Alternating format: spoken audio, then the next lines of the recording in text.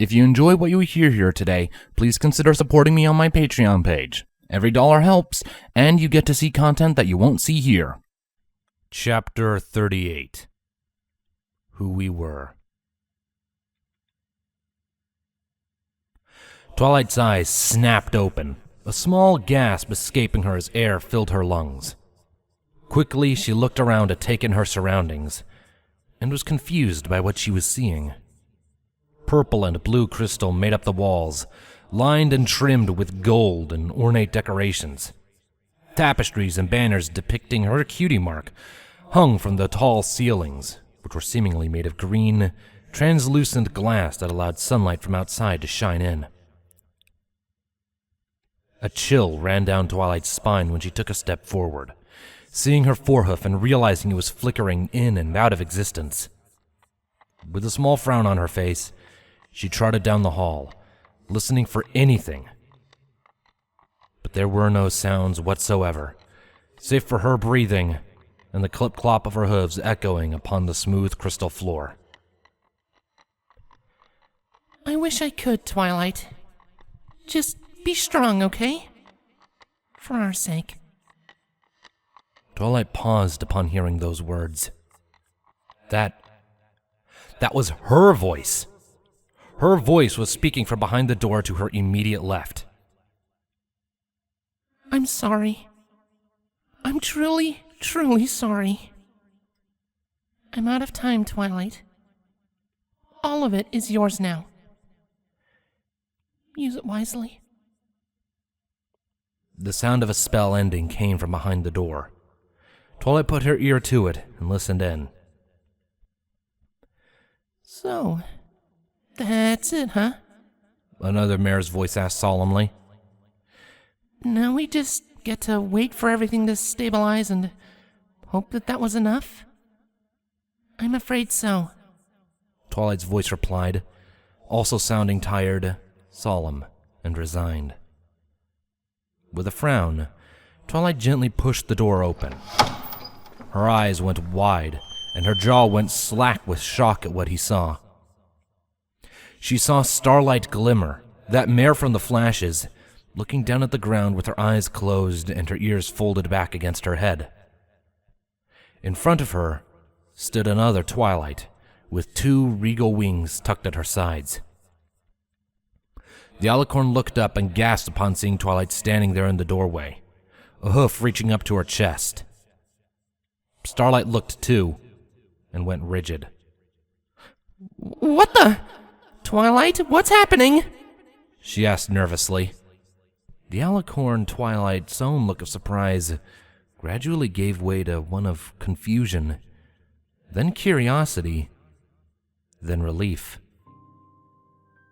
I think I understand, she said simply, trotting forward until she was face to face with her wingless counterpart. You're me. Twilight whispered in awe. Yes. The alicorn replied with a small nod. You were just talking to me when I was a filly, weren't you? Again, the alicorn nodded. What's happening? What did you mean about everything you said back then? What do you know about what's happening to me and Rainbow and... A lavender hoof lifted up into the air, causing Twilight to go silent while her alicorn self closed her eyes. I don't have time to tell you, Twilight, she said simply before glancing down the hall behind Twilight. But since you're here, I think it's safe to say that you used my time wisely. Twilight turned to look and gasped in alarm. The hallway was crumbling away into dust, an endless white void visible beyond with a prismatic ribbon of magic reaching through it. You kept your friends close? Huh? Twilight looked back to her alicorn self, who in turn touched a hoof to Twilight's chest. I told you to keep your friends close. Did you? I think so, yes. Twilight muttered, unsure. The alicorn glanced at the top of Twilight's head and smiled, tears coming to her eyes. You found the elements of harmony? Became connected to them? Yes. The alicorn barely stifled a sob and ran a foreleg over her eyes, tears spilling out freely. Twilight? Starlight called out again from the room. The alicorn just shook her head. It's okay, Starlight. She did good. She said before resting all 4 of her hooves on the ground and slowly spreading open her wings. I wish I could ask you all about it, but... well... The crystal floor beneath her dissolved into dust that swirled and vanished into the void around them. I'll just have to settle with the fact that, in a way, I already know. What are you talking about? What's happening? Twilight asked, looking down and then back up to the alicorn version of herself. The alicorn just sighed, smiled, and closed her eyes. Then, the alicorn too began to dissolve, though not into dust. Her body became transparent, wisps of it drifting past her to touch Twilight. And as more and more of the alicorn faded away, Twilight's flickering decreased more and more, and she became more solid in the world. The alicorn opened her eyes with a weak smile. Celestia will know. And it's time she told you. The last of the alicorn faded away, the last remaining wisps flowing into Twilight. The void shuddered, and Twilight knew no more.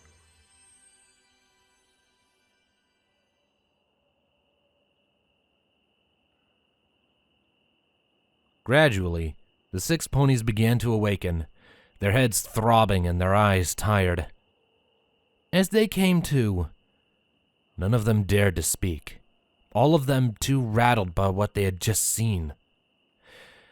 For almost a minute, all was silent, before at last, Fluttershy looked over at her friends and sat up slightly. Oh, girls? I hope you don't mind me saying this, but we might be wearing jewelry we didn't have before. Indeed, around the neck of each of the ponies present was a golden and ornate necklace, with a gem embedded in the center that had the same shape as each one's cutie mark. The gems matched the color of their wearer's eyes. The sole exception was Twilight, who wore a tiara upon her head instead of a necklace. A purple gem, the shape of her cutie mark, emblazoned into the centerpiece. They all took a moment to look at their new accessories, each one vocalizing some manner of approval for them. Huh. Gee, Twilight. Applejack started gently, looking over at the mirror in question. I thought you were just spewing nonsense there for a minute, but now I think you're right. We do represent these here elements, don't we? Looks that way. Twilight said with a nod before her smile vanished. She bit her lip and then spoke again. Did any of the rest of you see something, odd while you were out? Well, I saw myself by the look of it. And when she saw me, she just smiled and disappeared, flown into me or something. Applejack nodded, her own voice growing uneasy as she looked down at the element around her neck. Yeah, me too, Rainbow said, looking at her hooves. It felt weird. Like, really weird. Kinda made me feel sad. Oh, you were all made sad by your other self? Pinky asked in disbelief before smiling widely. My double and I just had some cake. Rarity rolled her eyes before fidgeting uneasily. Quite. I too saw myself and my little sister, Sweetie Belle.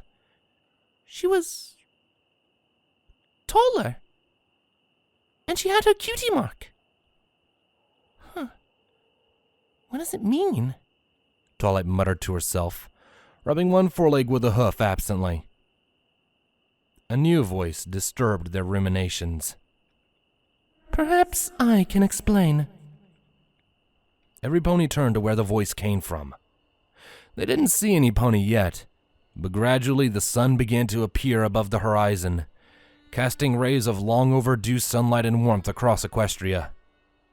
With a flash of light, Princess Celestia, looking none the worse for wear, appeared before them, the sun at her back casting her in the most regal and divine glow Twilight had ever seen. Celestia smiled softly.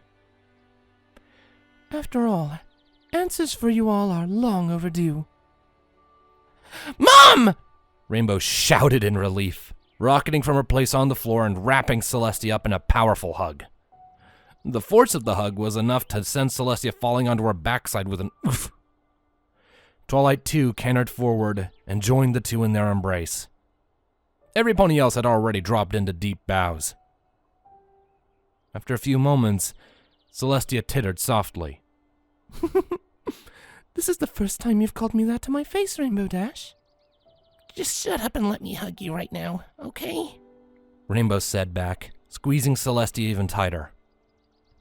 The alicorn didn't argue, instead returning the embrace the two mares were giving her. Eventually, though, she gently nudged them off and stood. I am so proud of you two. I knew you could do it. But you told me it was all just an old ponytail, Twilight said with a quizzical frown. Celestia giggled. No, Twilight. I told you that you needed more friends. For as much time as you've spent with Rainbow Dash, you spent equally as much time, if not more, with your nose in a book. She then looked to the rest of the mares in the room. I saw the signs of Nightmare Moon's return, Twilight. I've known for years. But I've also known that it was no longer within my power to stop her. That power now lies with you. But you could not unleash it. Not unless you let true friendship fill your heart. Hey! Rainbow complained. She and I are best friends! Yes, I know. Celestia smiled softly. But let's not forget that Twilight only agreed to spend time with you, at the beginning at least, because I asked her to. That's hardly a natural way to make friends. Rainbow shot Twilight a small frown, but then shrugged. Fair enough. Now, there is one more matter I must see to before we return to Ponyville. Celestia said before stepping past the 6 mares, her eyes lingering on the smoking remains of Nightmare Moon's armor. In the center of the shrapnel was a small alicorn mare, perhaps as tall as Rainbow Dash. She was a soft blue color, with a bright blue mane and tail. Upon her flanks was a black pattern of spots and a crescent moon for a cutie mark. The alicorn looked up and gasped in fear when she saw Celestia approach. Princess Luna. Luna? Rainbow whispered before trotting forward to stand next to Celestia, looking at the alicorn before her curiously. It has been 1,000 years since I've seen you like this. Since I've seen you as my darling little sister. It's time we put our differences behind us. We were meant to rule together, after all. And besides... Celestia rested a hoof on Rainbow's back and nudged her forward. I want you to meet my daughter. Your niece. Rainbow Dash. Luna locked eyes with Rainbow and immediately shied away, her eyes trembling with fear and swiftly mounting guilt. I'm... Luna, it's a joy to finally meet you. Rainbow said simply before reaching out with the 4 of them, pulling the alicorn into a tight hug. Luna squeaked in shock, going rigid. Rainbow made sure her mouth was next to Luna's ear before she spoke up again. Hey, don't sweat any of what just happened, alright? Mom's made it pretty clear that you're a good pony, and that Nightmare Moon is not who you really are. Okay? She whispered. Luna slowly relaxed, nodded, and returned the hug before looking up at Celestia. I'm so sorry, big sister. I missed you. Celestia smiled, tears coming to her eyes before she set herself down by the two, joining them in their embrace. Finally, at last, after 1,000 years of waiting, her family was finally together again.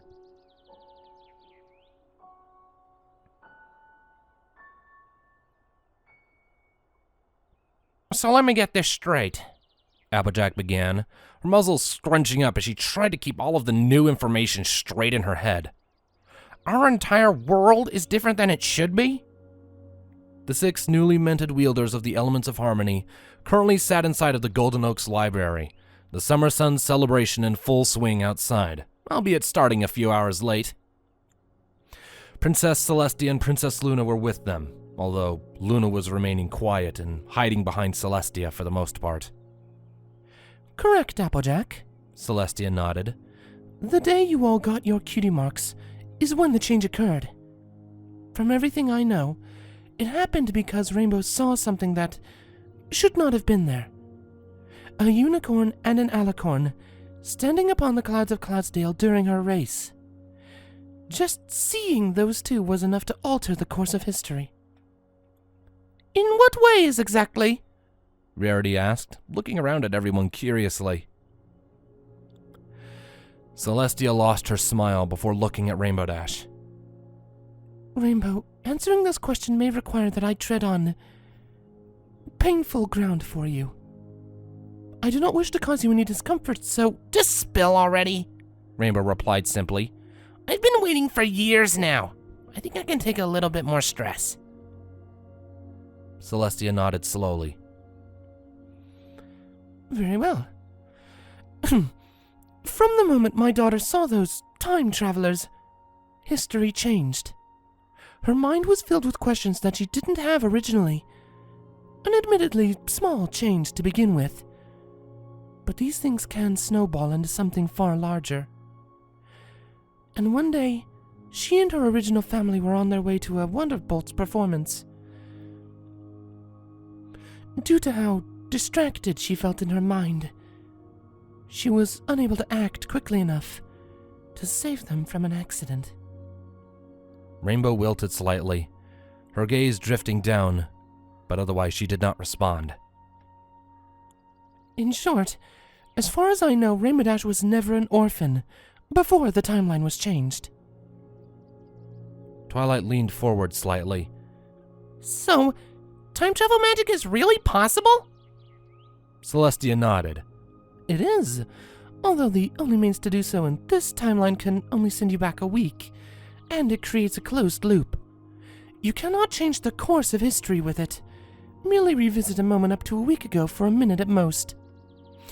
Star Swirl the Bearded was meticulous in ensuring that the spell would not jeopardize the flow of time. The spell that was used to change the past had this failsafe removed. It was a deliberate effort to undo your lives. Wow. How do you know all of this? Fluttershy asked curiously. Celestia closed her eyes in thought before looking to Twilight. Because, much like my faithful student, I was contacted by my future self from the original timeline before it dissolved.